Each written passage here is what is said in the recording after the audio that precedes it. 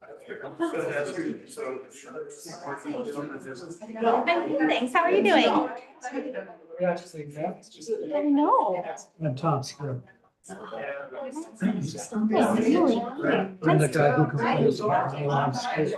that is valid. Thanks for you. Thank you.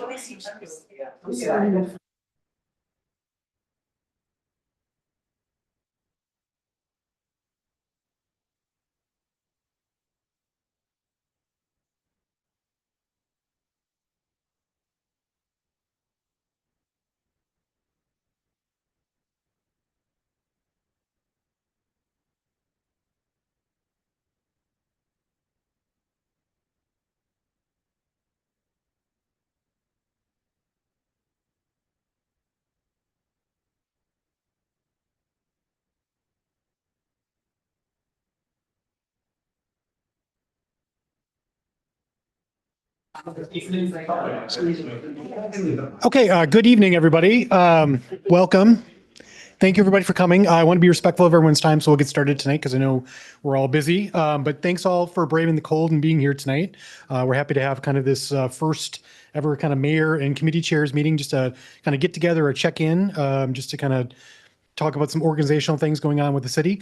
But before we do that tonight, I just want to have everyone kind of introduce themselves real quick and say what committee that you're working on or for, just because some of us may not interact on a regular basis. So just nice to put faces with names on committees. So I'm Brian Gatto. I'm the city administrator. I've been with the city for a little over a year and a half now, and excited to be here and work on behalf of the city. This one on? Yep. My name is Emily Kuhn. I'm the mayor of Middleton. I have been here serving for 5 years. I've served on many committees, so I am excited to see friends in the house tonight. I'm Tom Scott. I chair the golf committee and have for what seems like an eternity.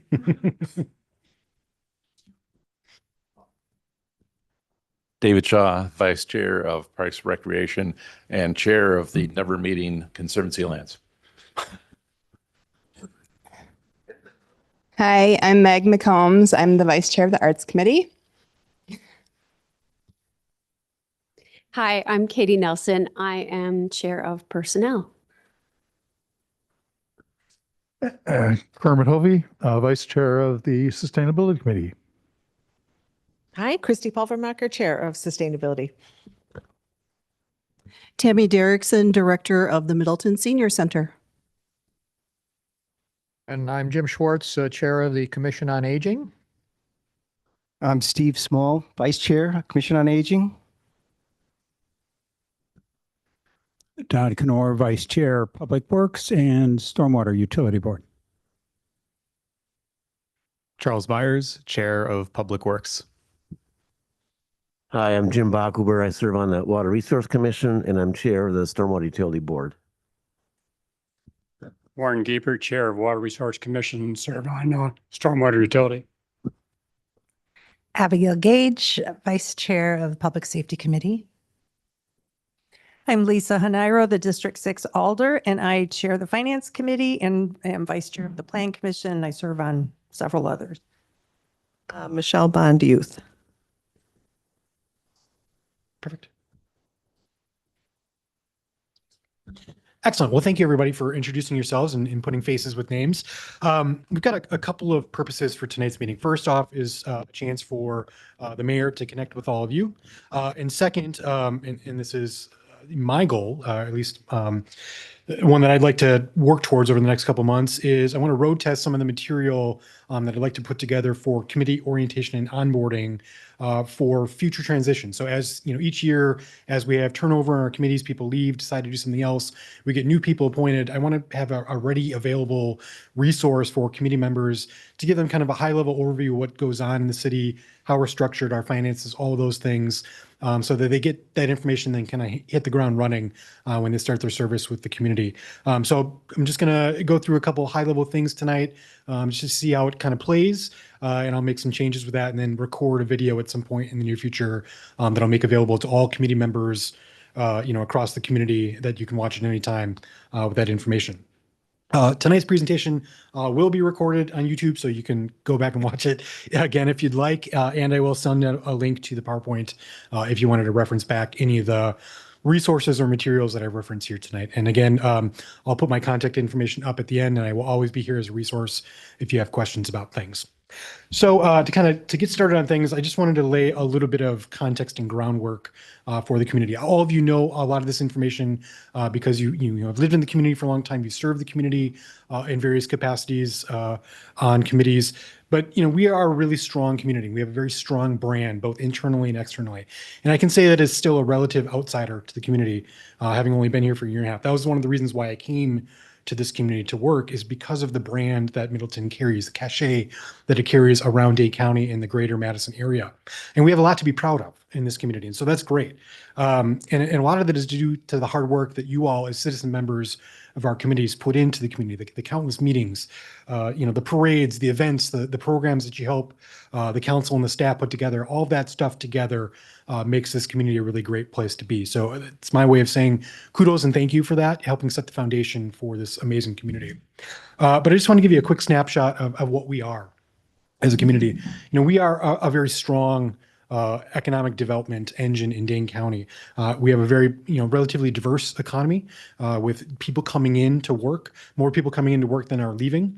So we're a net gainer of jobs or of workers, of employees, which is a great thing. Not all communities can say that. And we have a very strong and long stabled, larger employers in our community, which is really great to have for a community of our size of a little over 23,000. But what is really neat and really cool is that we are starting to make some strides on kind of the entrepreneurial front. We have a lot of newer businesses that are coming in kind of in more of that startup mode that are picking and choosing different sectors to engage in, whether it be biotechnology, computer sciences, small scale manufacturing. We're starting to see more and more of those little companies choose Middleton as the place they want to start their business, which is great. So we can be on kind of the forefront of a lot of those new technologies as they come through. So that's something that we all can be very proud of. Again, just to set the stage, as we're talking about various roles and responsibilities in governance here in Middleton, kind of all things start with the residents and the elected bodies that the voters select. So up on the map is the way that our common council is laid out here in Middleton. We do it via neighborhood boards rather than at large. And so the photographs and the names that you see up on top, those are your elected officials for this current term. And we have two in the audience, so please wave your hands. And again, like you on committees, they also put in countless hours in council meetings, but also preparing for council meetings, being involved in various committees. So again, a lot of their work helps set the vision that we all strive to implement. And that's a good segue to kind of the stage setting for this evening. Many of you know, because you were involved in this process, but prior to 2021, we embarked on a new comprehensive plan development process. We hadn't had a comprehensive plan in the community for a number of years, and so we were very intentional about, what do we need to do to set a plan for the next 10, 20, 30 years of our community? And so through the work of the elected officials, city staff, committee members, community members, and the consultant that the city had hired, we put together a pretty robust strategic plan. And the image that's shown up on the screen is just a snapshot of the mission, values, and vision, and also the strategic objectives that strategic plan adopted. I'm going to take a minute to say, when you were talking about those businesses that are choosing to move here, I think it reflects on the hard work of the people in this room when you're leading your committees and creating that strong foundation, whether it's the arts or the stormwater, the senior center, sustainability. These are the things people are attracted to, and it reflects back on the strategic plan. So everything Brian is saying, it all comes together. So we are building a strong foundation for today and for tomorrow, and that I thank you for.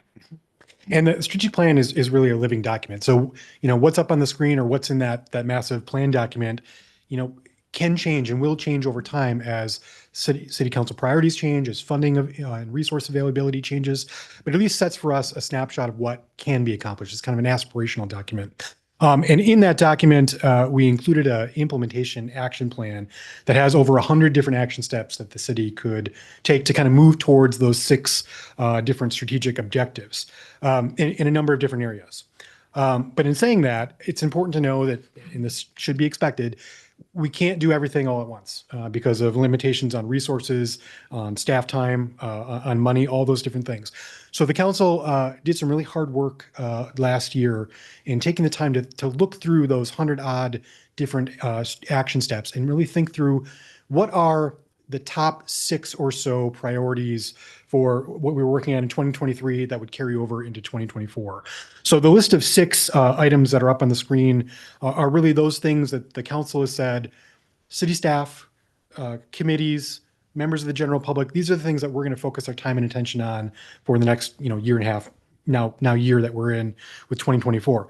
It doesn't mean that those other action steps aren't important. It just means that as we have resources and availability, we're going to prioritize the 6 things that are up on the screen, try to make progress on those, and we'll address the other 100-odd action steps as it makes sense and fits into the workflow of our time working with the city.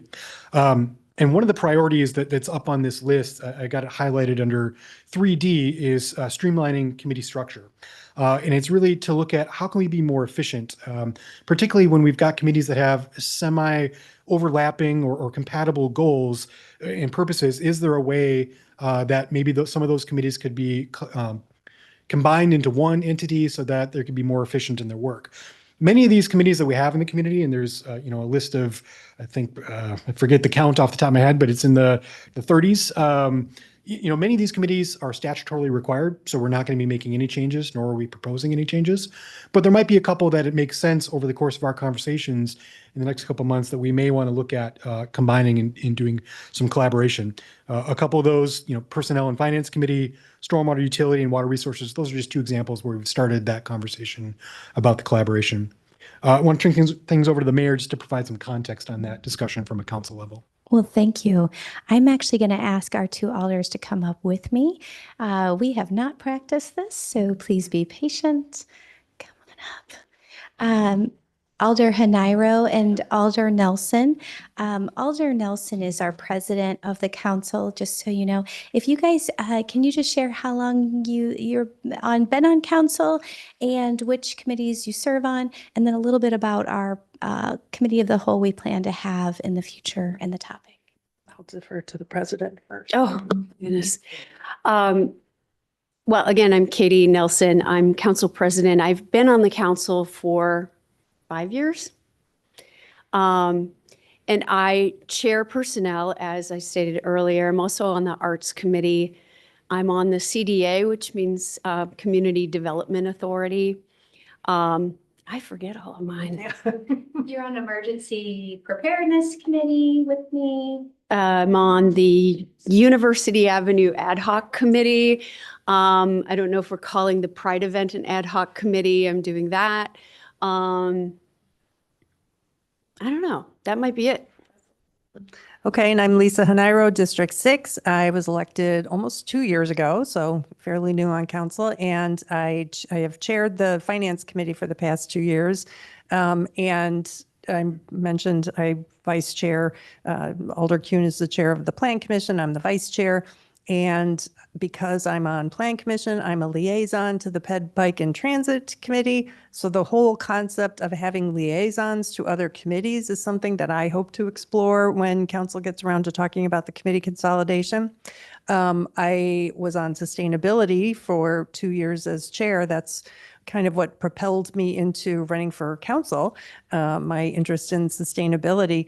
I'm on the Public Works Committee, and Public Works has liaisons to several different committees. I used to be on Water Resources, which has liaisons to the Stormwater Utility Board and then incoming liaisons from others. So I think personnel, attending the joint meetings of the Personnel and Finance Committee, that was when I first started thinking, maybe there's a way to combine these 2, because if you ever see one of our meetings, it's almost comical because we have to have a motion and a second for both committees and a vote for both committees, and it's really confusing. So, and because most of the personnel issues have, not always, but most of the time, they have a finance component.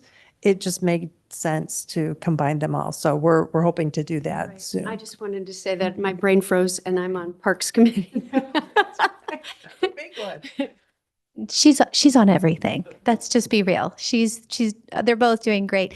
When we're looking at these 30, I think it's 35, 31, like they were saying, a lot of them are statutorily, we are needed. And I think we were only thinking of like 4 committees that might be combined, maybe 6. But what we plan to do, and I'm sorry, I'm reading it while I'm looking at you all. One of the things we were going to do is a committee of the whole last week. And because of the snow, we didn't get to have that. At the committee of the whole, we would have had that robust discussion, we being not me, but council, having a robust discussion on what this could potentially be. So if you hear about it, I personally don't want you to be nervous. Not that she would be, but, there's change, or is she just getting rid of 10 or 15? It's not the plan. The plan is, is there just 5, maybe 6 committees that could be merged. And then we'll just do it slow. If we start with water resources and SWUB, those naturally go together. And personnel and finance are actually all alders. So that wouldn't impact you guys. But it might impact on who would be the chair of finance personnel. But I think we have such a collegiate atmosphere in every committee I've ever been on that those are the kinds of things we just work through, and we would figure that out. But I do say thank you to all of you. May I add one more thing?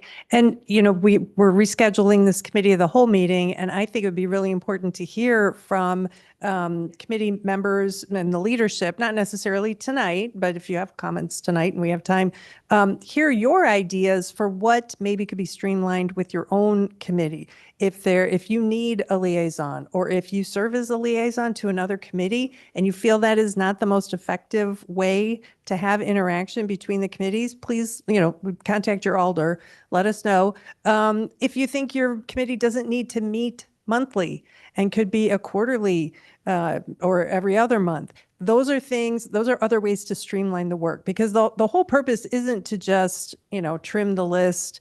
It's to make sure that everybody who volunteers to serve on one of these committees is having their time well spent, and they feel like they're actually having an impact on the city and not just meeting. And it's also a way to cut down on the burden that staff have for doing minutes and staffing meetings, because we can't always raise their salaries the way we'd like to, but we can give them more time.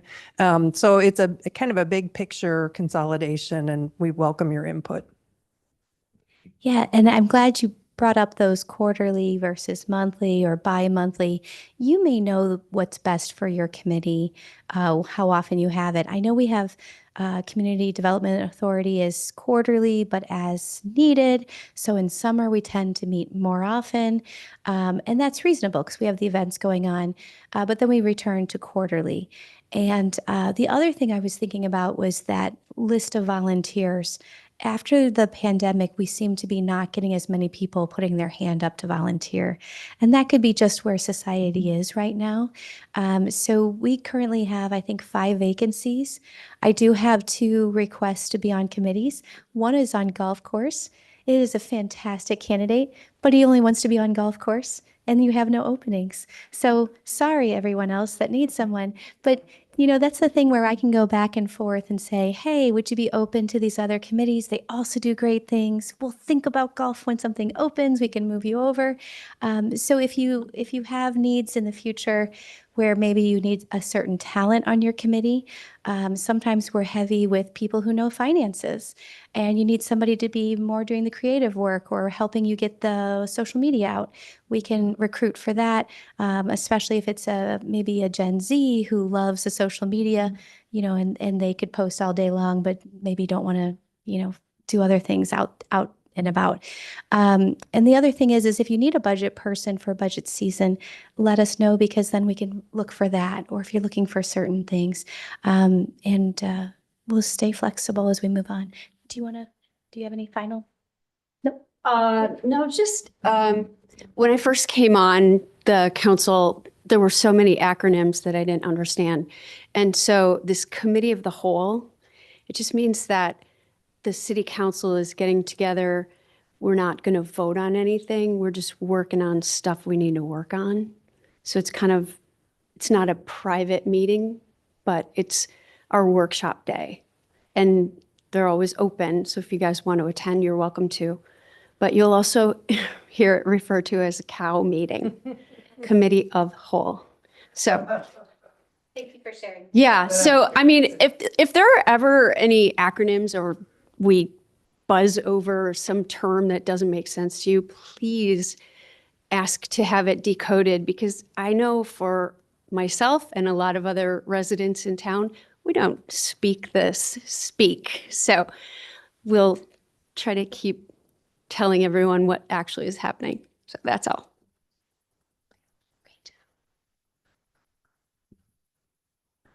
Excellent. Well, thank you.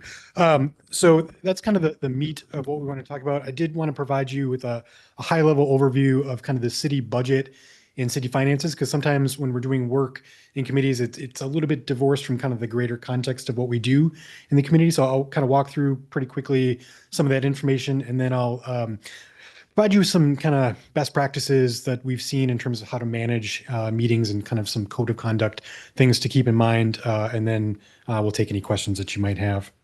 So just to run through kind of high level our city finances, this slide up here kind of shows the revenue that we have coming in, the expenditures that are going out, and what that means for our tax levy.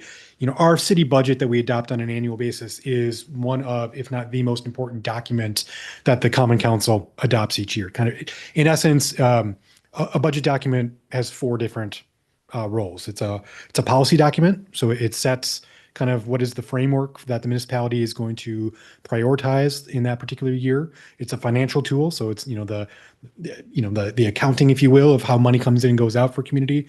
It's a communication tool. It's setting the narrative for what the community is, and it's also a document that is shows what the community is. It kind of tells a story of the municipality, and so we are making some strides to really change up the way that we produce our budget information to make it more user-friendly.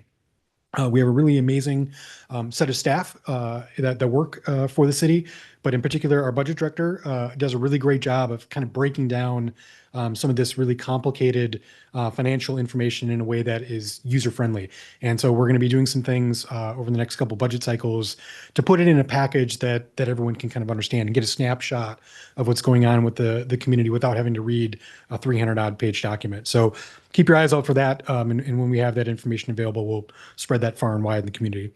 But our budget document, in essence, is really 28 different funds that are spread across that separately track the revenue coming in, the expenditures, how we pay for equipment and personnel and things like that, and some of the debt service that's used to buy larger, bigger ticket items. Most of our operating departments, so the public works and police and all those things, the expenses for those items are found in our general fund. And property taxes are really the item that supports the vast majority of our general fund and our debt service. And when we have to go out to borrow money to buy, a new ambulance, or we're doing a major road project, typically we're borrowing on the market using our tax exempt status to get a good rate to borrow that money to pay for those larger expenditures. In terms of how our budget kind of breaks down, property taxes are about the largest source of general fund revenue. It's about 2/3 of our overall budget. Second after that is intergovernmental revenue that comes in. So if we get grants from the state, typically that's intergovernmental revenue, and that's about 12%. And that includes things like we get aid from the state for transportation.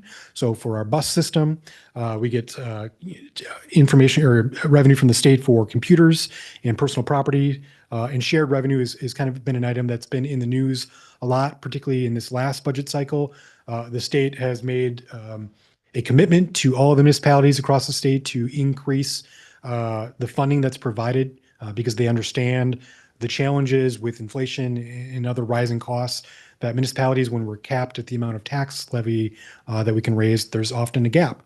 And so the state has come through with increasing the amount of shared revenue that's available not only for Middleton, but also for communities across the state. And so that's something that's good.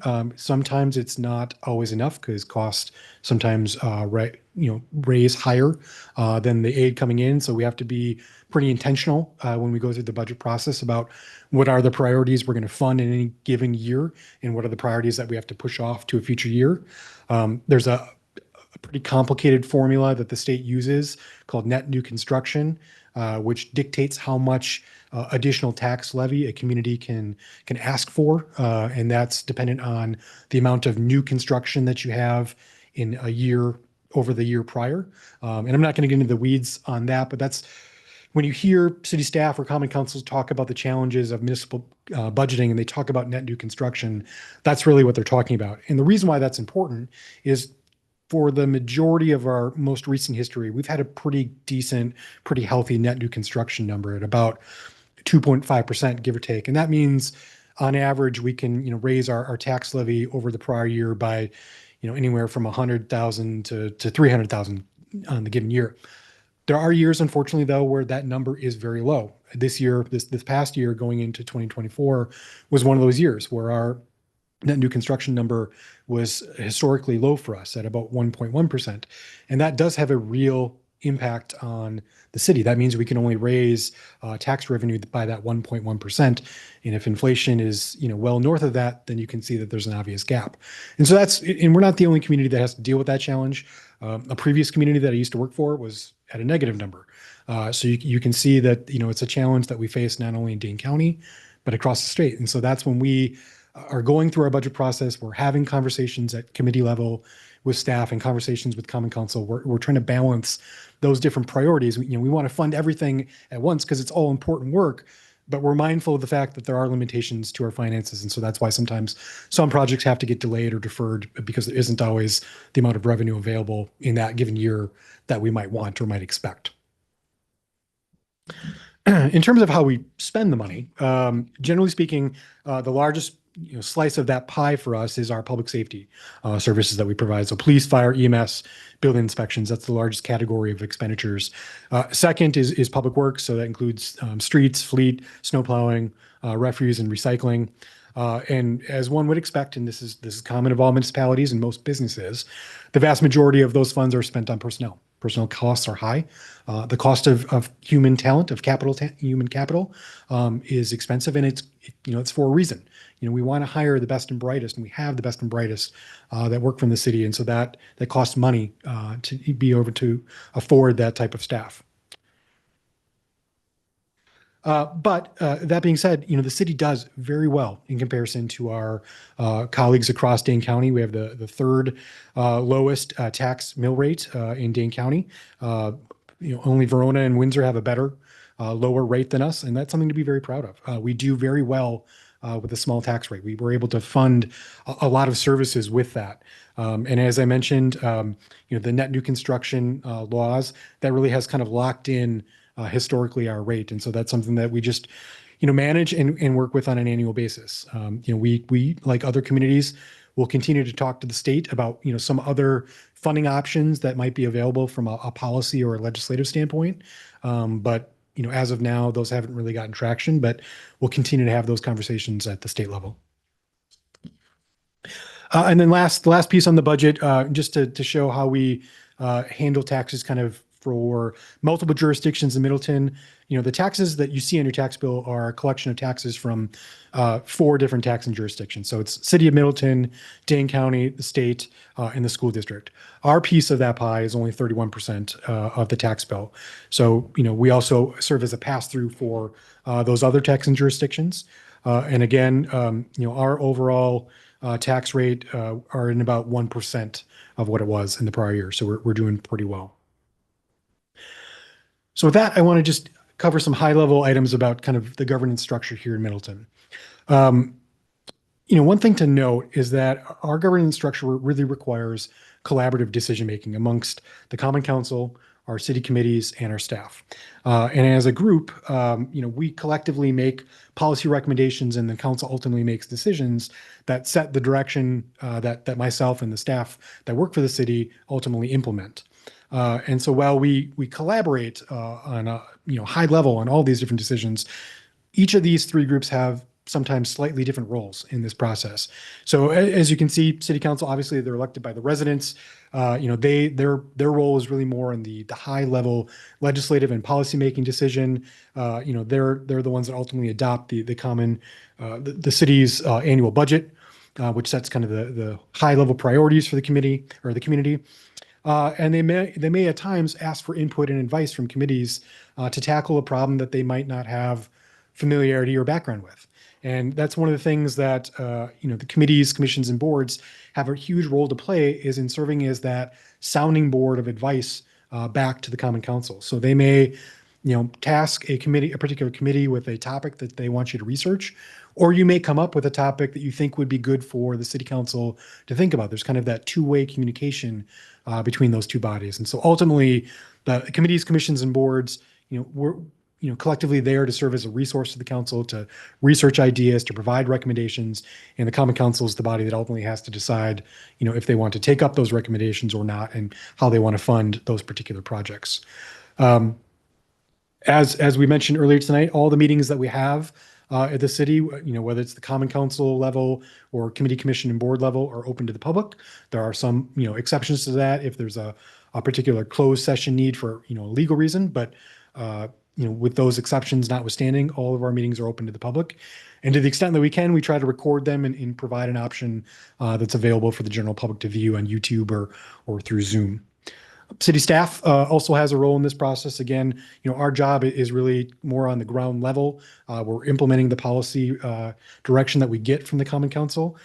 My job as administrator is really to guide the day-to-day operations of the community. So taking the feedback that we get from you and the feedback that we get from the council, and figure out with our staff, how do we make that a reality? And then obviously we would play a pretty large role in the development of the budget document. This analogy is not perfect, but I do think it's kind of a little interesting and a little instructive. This is something you see in the public administration literature about kind of what are the different roles of the Common Council and the staff, and it also throw in their committees. On the left-hand side of that image, on the higher, the 50,000 foot level, and going downwards, the Common Council is really involved in those, setting the vision, setting the priorities, the strategic direction of the community. And then as we get more towards the middle, that's where I envision, a lot of the work of the committees. They're providing, working with staff to provide, okay, so the council says they want to do X, Y, and Z. How do we make that a reality? What are other communities doing? What research can we do to find out how that particular thing may be, replicated in Middleton? And then as we get a little bit further to the right, more to the day-to-day runway, if you will, city staff is more involved in making those things happen on a daily basis. City staff also does have a role in providing feedback to the Common Council and the committees on the high-level strategic priorities. So it is a little bit of a loop, but kind of a general sense that's kind of an interesting analogy. Not perfect, though. So just a couple of best practices and reminders I want to leave you with as we're thinking about, how to best serve the community in our roles on committees. A couple of things. One, agendas are really important. The way that we craft agendas, the language that we use, the information that we include on agendas is very important. Items must be noticed on an agenda in order for your committee to discuss it, and it has to be noticed the right way in order for you to vote and take action on it. And if you've got any questions about that, feel free to reach out to your staff liaison, and they'll work with you on making sure that it's crafted in the right way so that you are able to have a robust discussion and take action on items. Quorum. Pause you for a minute. Yeah. I do love a good agenda. I think you know that from all the times we've conversated on that.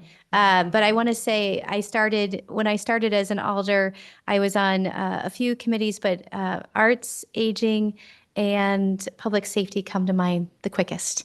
And, each one of them had a different type of agenda, but all of them were really good. So it is likely it's throughout, but there's probably some best practices we could all do. And I want to say that I was really astounded at the level of professionalism that were on those committees. And so I just want to make sure that was part of the reason for this meeting, was to make sure that we are all, hearing those best practices or taking 5 minutes to talk to each other. And if you're good, you're good. But sometimes when I've hopped into I'm just thinking externally, not here. People will have an agenda item where it's like, oh, we're going to talk about, staffing. And it's like, you need a little bit more and you're going to do it for 5 minutes. That seems like a broad topic, so you guys do a really good job when I'm flipping through them. But I was really, and the Roberts rules as well. I chaired, public safety when I started as an alder, because at the time the alder always chaired it. That was the past practice, but it was changing while I was on it. So I was actually looking to the Aging Commission chair at the time, and I would remember the things he was doing and would best practice off of them. So as I sit here, I want you to know I was learning from all of you. And as always, if you have ideas, I can improve myself. Excellent. Thank you.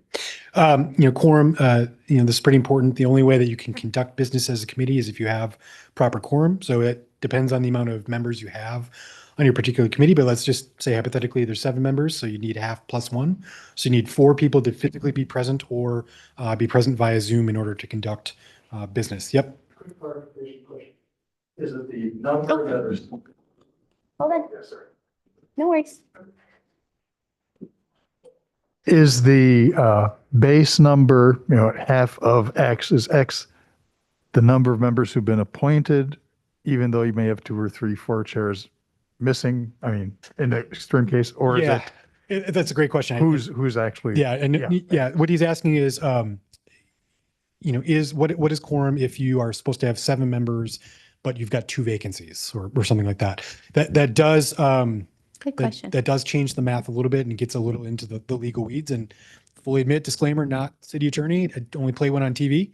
But if you ever have a question about that, if you have a situation where your committee is not fully staffed with all the required members, we can absolutely take a look at state statute and make sure that we've got the correct guidance to give you on that. But yeah, typically it's members that have been seated. So if you've got 7 members appointed, quorum is 4. But if there might be some different circumstances that we can absolutely research for you. Minutes, people have different opinions on what minutes should be. It's kind of been our practice going forward the last couple of years is that minutes should really just be a record of the actions that are taken rather than a transcript of the discussion. That's one of the reasons why we record as many of our meetings as we do, is so that discussion is still captured, but the minutes should really just be a reflection of motions made, motions passed or failed, those type of things. That's kind of the official legal record of our meetings. And then we've got recordings to serve as a backup for commentary and discussion on particular items. As I mentioned before, all of our meetings are open to the public, and that's in part because of the Wisconsin open meeting law. I'm not going to dive into the details on that, but we do have some resources available. If you've got questions about that, happy to walk folks through that if you have questions offline on that. Similarly, all of our written communications is subject to the Wisconsin open records law. So any email or materials that we produce as part of a common council meeting or a committee meeting, all of that is available to the public upon request. And again, there's resources available from the state to kind of outline some of the different nuances of that law that we can provide for folks who want to dive more into that. One thing about email, I always, in every community that I've ever worked in, I always caution folks about email is a great tool, but you need to make sure that you're doing it right. You need to be mindful of accidentally creating an open meeting violation by the way that you send an email out to your committee members, particularly if it's a full quorum of members or a sub quorum on a particular topic. So the way that I always recommend as the best practice is, email should be a one-way communication vehicle. So you're not asking for discussion via email. It's in many cases the staff liaison or the chair sending an email out saying, our committee meeting is scheduled for, January 12th. Just reply, back to the staff liaison to let them know if you're going to be attending, something like that. I typically save the discussion on substantive agenda items for the actual public meeting itself. That's very important. You should not be having, discussions on email. All those discussions should happen in the noticed public meeting. And again, one of the reasons for that is because you don't want to have what's called a walking quorum, where you by emailing 2 people and then that person emails a third person, and then you get to quorum accidentally by the way that people forward emails. So I always recommend it's best practice to have staff be that communication tool because they can send it out, one way as notification, and then the discussion itself happens once you get to the public meeting. Just some general code of conduct items, more resources for you. In our city code, section 2.26, we've got a lot of ordinance language on some of these topics about what constitutes public meetings and public records, and in a lot of cases we reference back to applicable state law, but just want to put that out there. And as part of this committee onboarding refresh that we're doing, we'll make sure that we put together a page that has all of those resources available in one spot. So if either you as chair or vice chair or a new committee member has questions on what our local rules are and what the state rules are, we'll have that all available in one spot. So it's there. And again, as I mentioned, there are state requirements for public meetings that we need to absolutely meet. There are requirements for how we keep public records. There is, this typically doesn't affect committee members, but the state law does apply to you as an appointed official, as similar as it does to the elected officials and myself and our staff. There are state laws regarding code of ethics for how you may be influenced on the public job that you do. So there is state law language out there.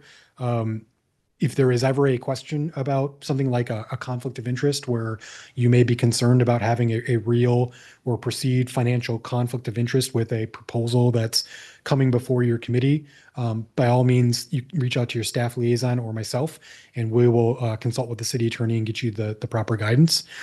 The general guidance that I give folks is if you ever have a question or if you're concerned about there being a real conflict of interest, and by that I mean a financial conflict of interest, the way to resolve that is to recuse yourself not only from a vote on that particular matter, but the committee's discussion on it, and physically remove yourself from that discussion until that matter has been disposed of. So that could mean stepping out of the room, going out in the hallway and waiting until that item is done. Or if you're appearing virtually, logging into the waiting room and waiting for that item to be done and being brought back into the room. The example I gave was people are, what is a financial conflict of interest?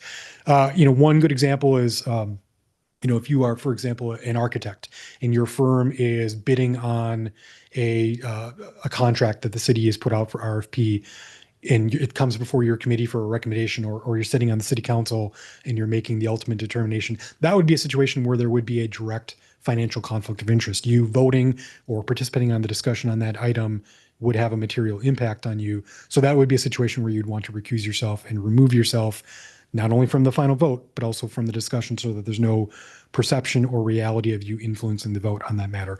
And there's a host of other examples and scenarios for that, but just wanted to give you one so you kind of knew, what I'm getting at when I'm talking about conflict of interest. And again, like I said, if there's any, some of these get into the weeds on legal issues. So if you ever have a question, feel free to reach out and we'll do our best to get you the legal guidance that you need. So just some kind of general expectations, in your roles as chairs and vice chairs and committee members in general. We're asking folks to make sure you attend the meetings. Obviously there's going to be things that come up in life and you have to miss some meetings, and that's fine. But when it becomes a problem, when somebody's missing 3, 4, 5 committee meetings, then, maybe we need to reevaluate whether or not that person has the time in order to participate, because sometimes that can affect quorum. If you have members that are missing multiple meetings, that could put you at the ability to not have a meeting because you don't have quorum. So just something to be mindful of. Participate, provide your perspective. That's why you've been appointed to the committees, to be that sounding board. We want that robust discussion. This is something that's a little bit newer. The Roberts Rules of Order, I've seen it done 1,000 different ways in multiple communities. We are trying to be more intentional about using parliamentary procedure and Roberts Rules of Order to help facilitate and guide effective discussion. And if you're not involved in Roberts Rules of Order on a daily basis, it can be very confusing to get up to speed onto it. So one of the resources that we've made available is we had an expert from UW Extension come to the Common Council last March and give kind of a parliamentary procedure 101 presentation to kind of high level kind of talk about the ins and outs of Robert's Rules. That meeting has been recorded and is available.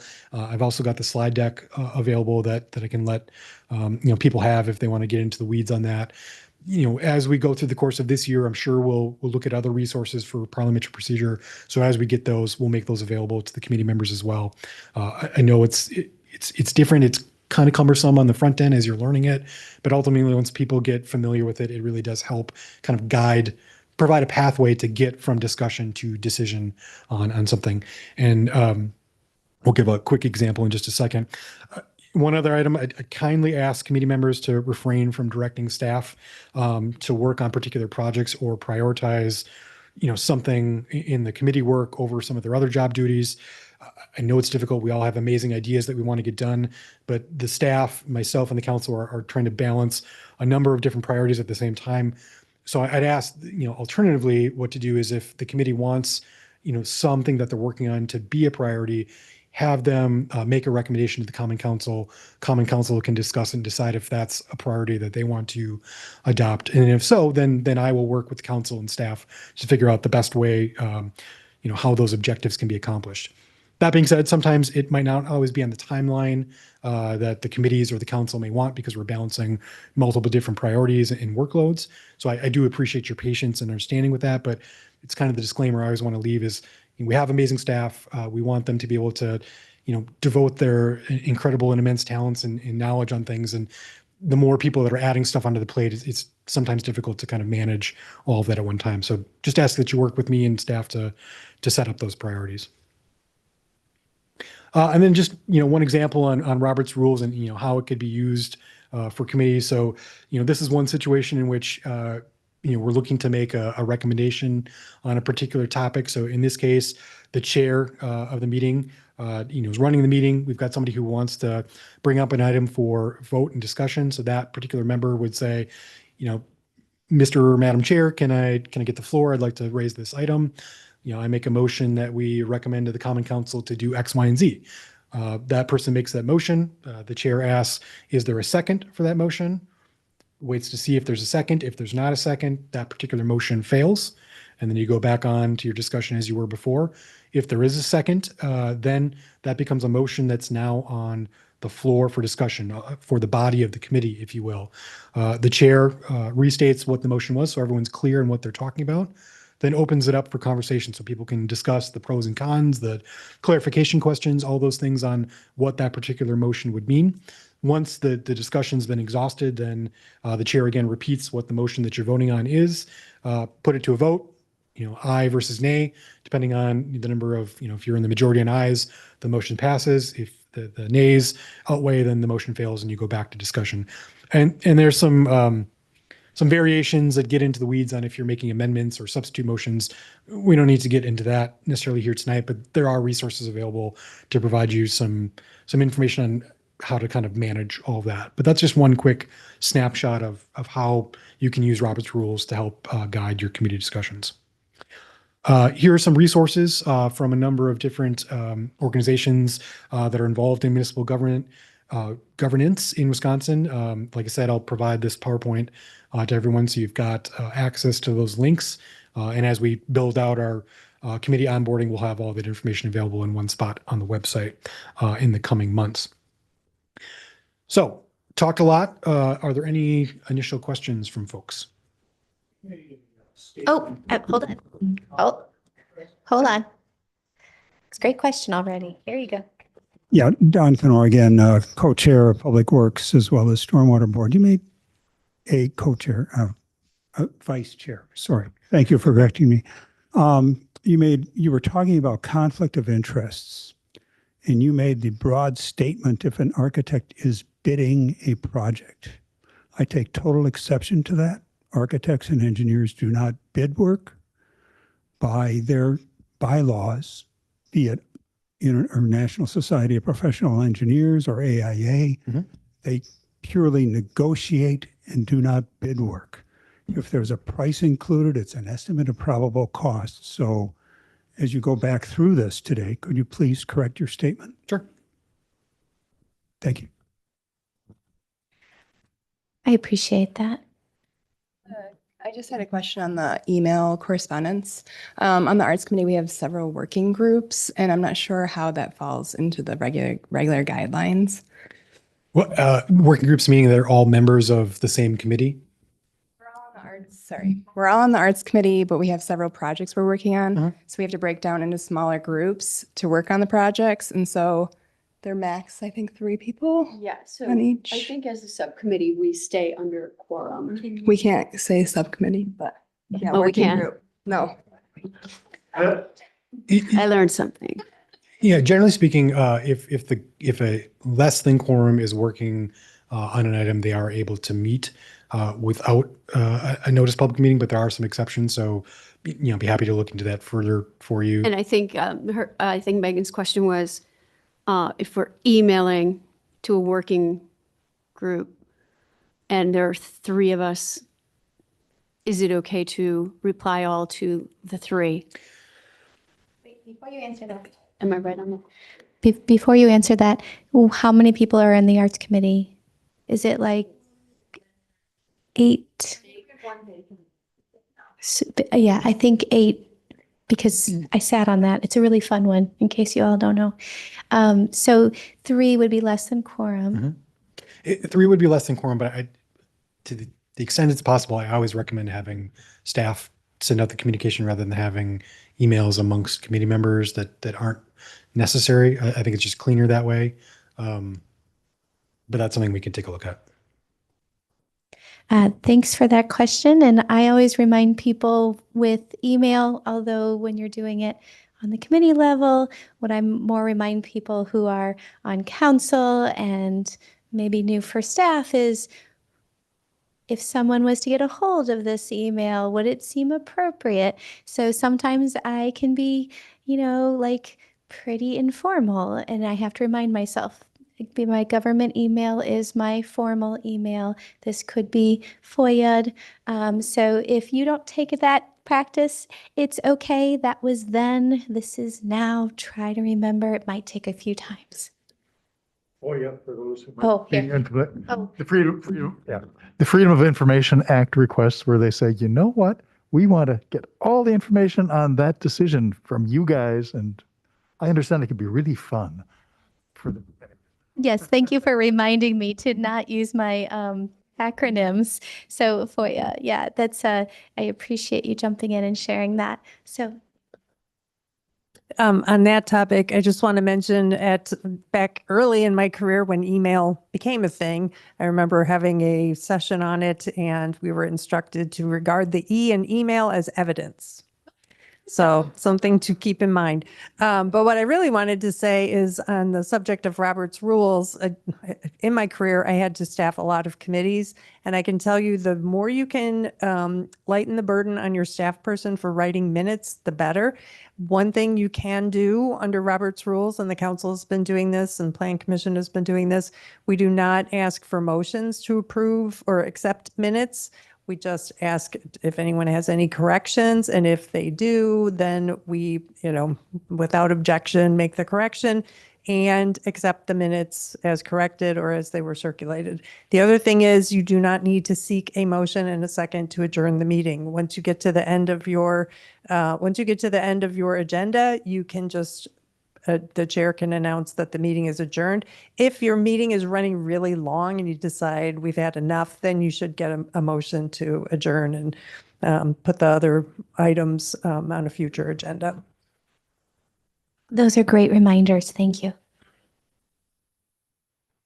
Just to add one more reminder to that, if you're having a meeting and you have exactly quorum, sometimes having somebody move for a 5-minute recess for members to attend to personal needs is a great idea. Just to break things up and give everyone a chance to take care of what they need to take care of, recalibrate, come back and finish the discussion. That's great. Yeah, it's always hard, especially when you're just at that quorum.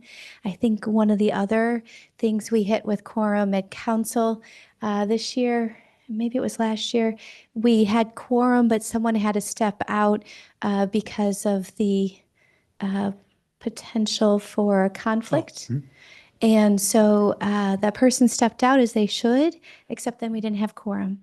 And so sometimes you're doing everything you can and then you can't move forward. So don't get frustrated if you're trying to follow along. I will be very patient if you're trying to move forward according to these. And we're going to stay flexible. We're going through a period, if some of this is new, you're just going to try your best and then you're going to try again. If you are doing it all the time, great, no worries, and keep going. And I'm looking over at my aging commission friends who trained me on Robert's rules back in the day. So thanks. Any other questions? If not, thanks again, everyone, for attending. Appreciate it. And like I said, we'll get the PowerPoint out, and as we develop resources, we'll make sure they're available to you to help guide your committee work. Thank you.